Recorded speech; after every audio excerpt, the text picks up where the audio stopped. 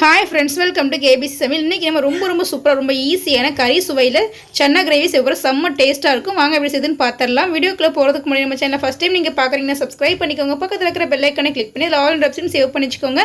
அப்போ தான் நான் போடக்கூடிய ஒவ்வொரு வீடியோஸும் நோட்டிஃபிகேஷனாக வரும். சப்ஸ்கிரைப் பண்ண பார்க்குற புது வியூவர்ஸும் மறக்காமல் சப்ஸ்கிரைப் பண்ணி சப்போர்ட் பண்ணுங்கள். வாங்க வீடியோக்குள்ளே போகலாம். நான் 1 கப் அளவுக்கு வெள்ளை கொண்டக்கடலையே ஓவர் அண்ட் ஃபுல்லாக ஊற போட்டு வந்து வச்சுருக்கிறேன். இப்போ அதை குக்கரில் வந்து சேர்த்துக்கலாம். இப்போ கொண்டக்கடலைக்கு தேவையான அளவுக்கு கொஞ்சம் உப்பு வந்து சேர்த்துக்கலாம். இப்போ கொண்டக்கடலை வேகிறதுக்கு கொஞ்சமாக தண்ணி சேர்த்துக்கலாம். தண்ணி சேர்த்தாச்சு. லைட்டாக மிக்ஸ் பண்ணி விட்டு இப்போ குக்கரை மூடி ஒரு 5லேருந்து ஒரு 6 விசில் போட்டு எடுத்துப்போம். இப்போ ஒரு 6 விசில் வந்துடுச்சு. ப்ரெஷர் நல்லா தானே ரிலீஸ் ஆனதுக்கப்புறம் ஓப்பன் பண்ணிக்கலாம். இப்போ கடலை வந்து நல்லாவே வந்து வெந்துட்டு ரொம்ப வந்து குழஞ்சி மசிஞ்சிடவும் கூடாது, ரொம்ப வேகாமல் இருந்துடவும் கூடாது.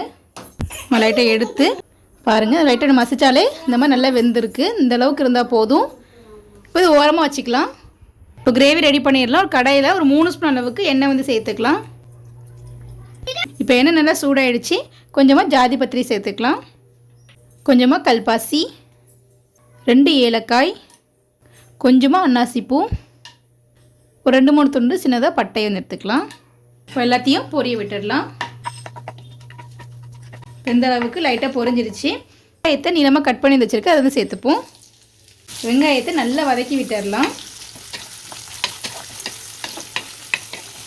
இப்போ வெங்காயம் இந்த அளவுக்கு நல்லா வதங்கி வந்துடுச்சு. இந்த அளவுக்கு வந்ததுக்கப்புறம் 1 ஸ்பூன் இஞ்சி பூண்டு பேஸ்ட் வந்து சேர்த்துப்போம். இஞ்சி பூண்டு பேஸ்ட்லேயும் பச்சை வாசனை போகிற அளவுக்கு நல்லா வதக்கி விட்டுக்கலாம். இப்போ இஞ்சி பூண்டு பேஸ்ட்லேயும் பச்சை வாசனை போகிற அளவுக்கு நல்லா வதக்கி விட்டாச்சு. மசாலா பொருட்களை சேர்த்துக்கலாம். 1/4 ஸ்பூன் மஞ்சள் தூள், 1/4 ஸ்பூன் மிளகுத்தூள், 1/4 ஸ்பூன் கரம் மசாலா, 1/4 ஸ்பூன் சீரகத்தூள், 1/2 ஸ்பூன் மல்லித்தூள், 1/2 ஸ்பூன் வத்தல் தூள். நீங்கள் உங்கள் காரத்துக்கு தகுந்த மாதிரி பார்த்து சேர்த்துக்கோங்க. எல்லாத்தையும் சேர்த்தாச்சு. மசாலா பொருட்களையும் பச்சை வாசனை போகிற அளவுக்கு நல்லா வதக்கி விட்டுடலாம். நான் வந்து உப்பு வந்து சேர்க்கல. நம்ம கொண்டக்கடலை வேக வைக்கும்போது உப்பு வந்து சேர்த்துக்கனால பார்த்துட்டு பின்னாடி சேர்த்துக்கலாம். இப்போ இந்த அளவுக்கு நல்லா வதக்கி விட்டாச்சு. இப்போ நான் ஒரு தக்காளியை நான் இந்த மாதிரி பேஸ்ட்டாக அரைச்சி வந்து வச்சுருக்கேன், அதை வந்து சேர்த்துப்போம். தக்காளி வந்து நல்லா பேஸ்ட்டை அரைச்சி போடும் போது டேஸ்ட் நல்லாயிருக்கும். கிரேவி நல்லா திக்காக வந்திருக்கும். நீங்கள் நல்லா பொடிசாக கட் பண்ணி கூட சேர்த்துக்கலாம். நம்ம இந்த மாதிரி பொடி நல்லா அரைச்சி போடும்போது சீக்கிரம் வந்து மசிஞ்சு நல்லா வெந்துடும்.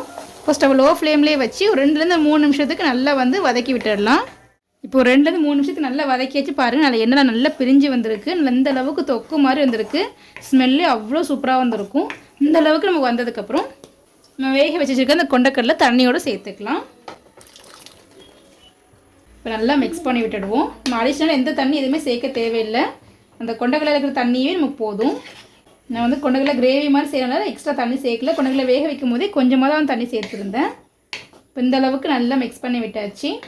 ஸ்டவ் லோ ஃப்ளேமில் வச்சு மூடி போட்டு வச்சுருவோம். ஒரு 5 நிமிஷத்துக்கு அப்படியே வந்து இருக்கட்டும். ஒரு மிக்ஸி ஜாரில் கொஞ்சமாக வந்து தேங்காய் வந்து சேர்த்துக்கலாம். நான் வந்து கட் பண்ணி வச்சுக்கிறேன், நீங்கள் துருவி கூட போட்டுக்கலாம்.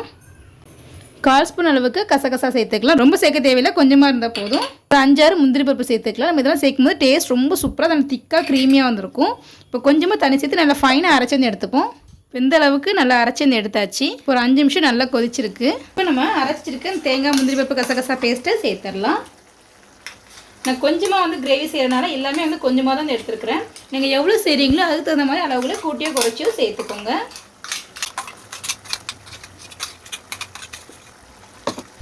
இப்போ வந்து மிக்ஸி ஜார் அழைச்சிட்டு ஒரு 1/4 கப் அளவுக்கு தண்ணி வந்து சேர்த்துக்கலாம். ரொம்ப தண்ணி சேர்க்கல, கொஞ்சமாக மட்டும் சேர்த்துக்கிட்டேன்.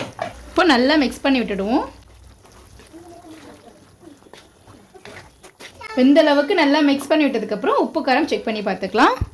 உப்பு மட்டும் கொஞ்சம் கம்மியாக இருக்குது, கொஞ்சமாக சேர்த்துக்கலாம். ரொம்ப சேர்க்க தேவையில்லை, கொஞ்சமாக ஒரு பிஞ்ச் அளவுக்கு சேர்த்தா போதும். இப்போ நல்லா மிக்ஸ் பண்ணி விட்டுடலாம். இந்த அளவுக்கு கன்சிஸ்டன்சி இருந்தாலே போதும் எனக்கு. இந்த அளவுக்கு நல்லா மிக்ஸ் பண்ணிவிட்டு ஸ்டவ் லோ ஃப்ளேமில் வச்சு 2 நிமிஷத்துக்கு மட்டும் மூடி போட்டுடுவோம். ஹை ஃப்ளேமில் வைக்காதீங்க, அடி பிடிச்சிடும். 5 நிமிஷம் ஆகிடுச்சு. நல்லா லோ ஃப்ளேமில் வச்சு நல்லா கொதிச்சு வந்திருக்கு. இப்போ சூப்பராக வந்துட்டு உங்கள் கிரேவி ரெடி ஆகிடுச்சு. செம்ம டேஸ்ட்டாக இருக்கும். ரொம்ப ஈஸியான கிரேவி. அப்படி கறி டேஸ்ட்டில் கறி ஸ்மெல்லில் இருக்கும். கொஞ்சமாக கொத்தமல்லி தூவி சுட சர்வ் பண்ணிடலாம். இது வந்து சப்பாத்தி, தோசை, பூரி எல்லாத்துக்குமே செம்ம டேஸ்ட்டாக வந்துருக்கும். இப்போ வந்து ஸ்டவ் ஆஃப் பண்ணி எடுத்து வச்சிடலாம்.